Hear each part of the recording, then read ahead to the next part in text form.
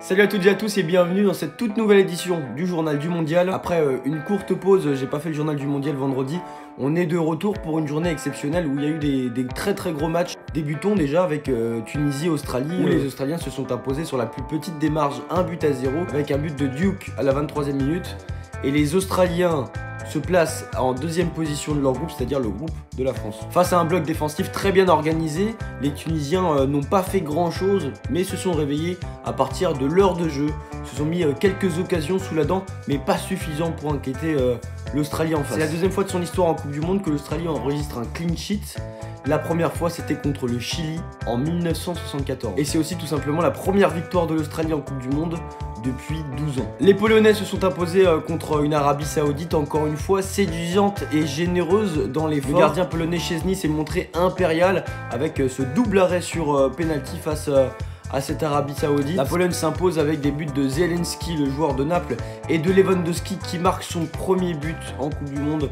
On a vu la joie chez ce joueur, il attendait ce but après ses 5 ou 6 matchs joués en Coupe du Monde dans sa carrière.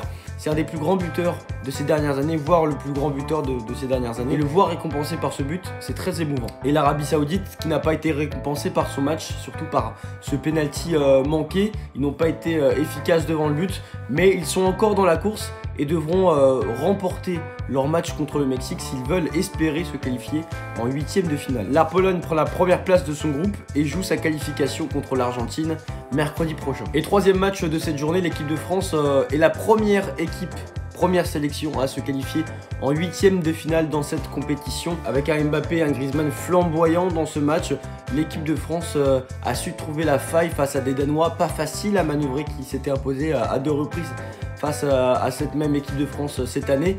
Et au final, les Danois sont revenus au score entre-temps. Et Mbappé d'un doublé a donné la victoire à cette équipe de France qui parvient à se qualifier en 8e et qui montre qu'elle est sur la bonne voie en termes de jeu, en tout cas parce que on a vu du bon dans tous les secteurs du jeu. On a vu une équipe de France séduisante qui nous a fait peur à certains moments mais pas vraiment inquiété pour le coup. Et donc on va rentrer un peu plus en détail sur ce match. Même si ça a été une victoire collective, parlons de ce qui a été fait au niveau individuel parce que c'est intéressant de voir à chaque secteur ce qui a été fait. En tout cas, Upamecano a été très bon défensivement et ça confirme en tout cas sa bonne performance contre l'Australie. Il est un titulaire indiscutable, ça c'est sûr. Et Varane qui est revenu en charnière centrale. On se pose la question s'il devait revenir dans cette équipe de France lors du deuxième match. Deschamps a choisi de le faire jouer contre le Danemark.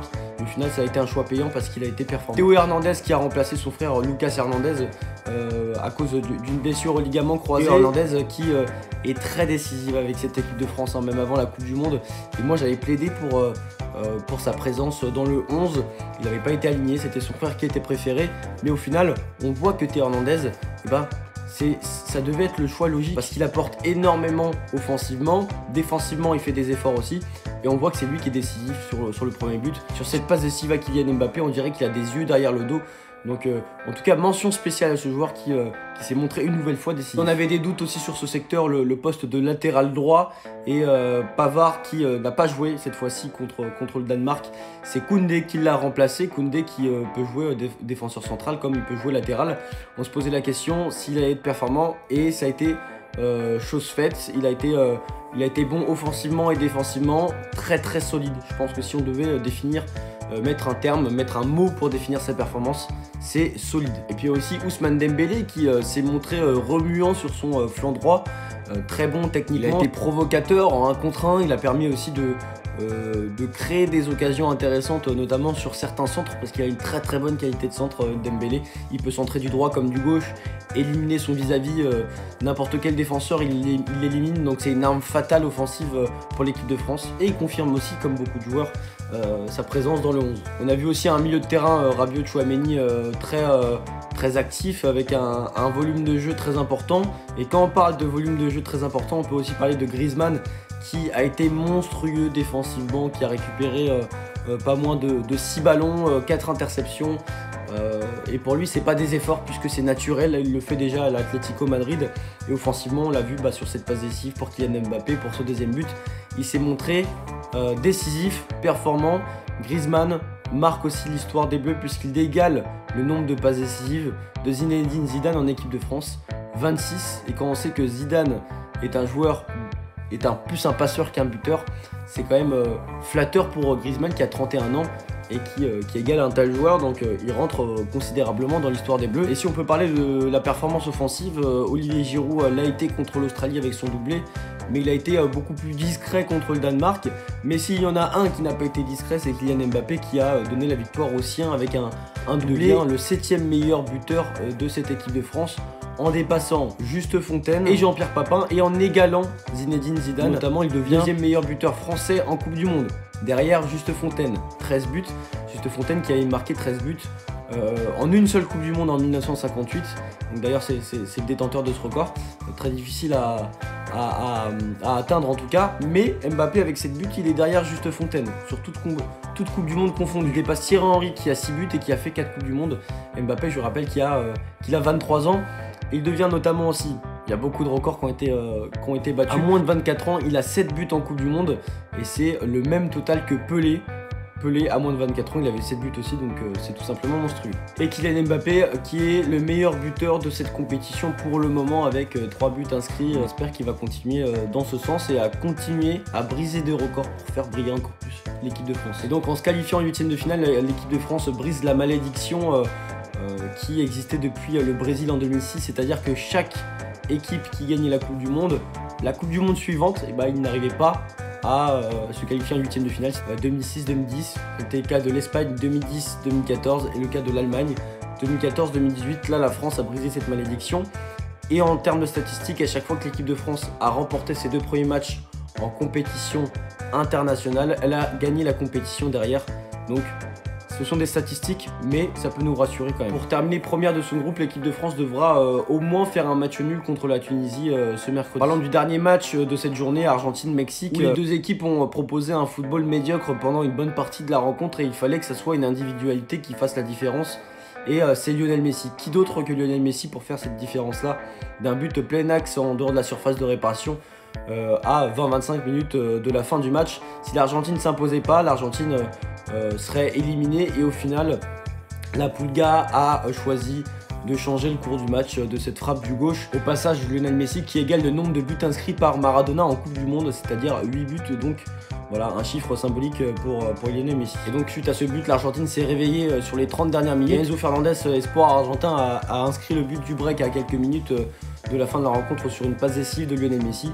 Cet enroulé du droit somptueux d'Enzo Fernandez permet à l'Argentine de sécuriser cette victoire et donc de rêver d'une qualification pour les 8e. Il faudra rendre une bonne copie, en tout cas s'imposer contre la Pologne mercredi prochain. Et annoncé dans les grands favoris de ce mondial, l'Argentine déçoit malgré cette victoire. J'ai du mal à les voir aller au bout.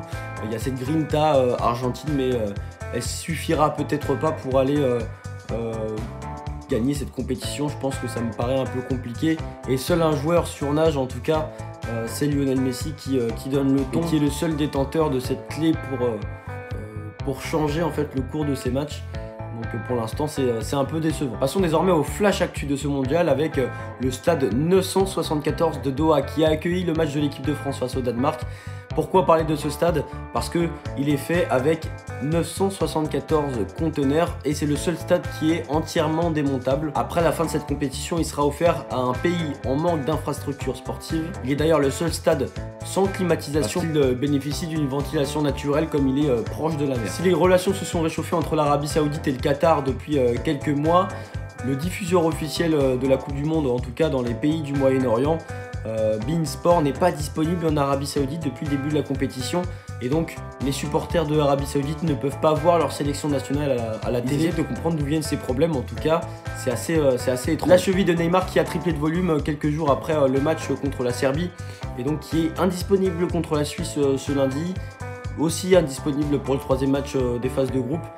Il sera disponible pour la 8e de finale, mais en tout cas, ces photos ne rassurent pas. Les programmes de la journée est déjà notamment un Japon-Costa Rica qui est déjà en train de se jouer à l'heure où je vous parle parce que je fais cette vidéo un peu tardivement. Nous aurons derrière Belgique-Maroc pour le groupe F à 14 h, Croatie-Canada pour le groupe F à 17 h Et puis Espagne-Allemagne, le grand choc du groupe G à 20 h. Je le rappelle, hein, pour Espagne-Allemagne, l'Allemagne doit impérativement remporter son match contre l'Espagne si elle veut espérer se qualifier en huitième de finale. Ça serait tragique pour cette sélection si elle se voit éliminée dès les phases de poule.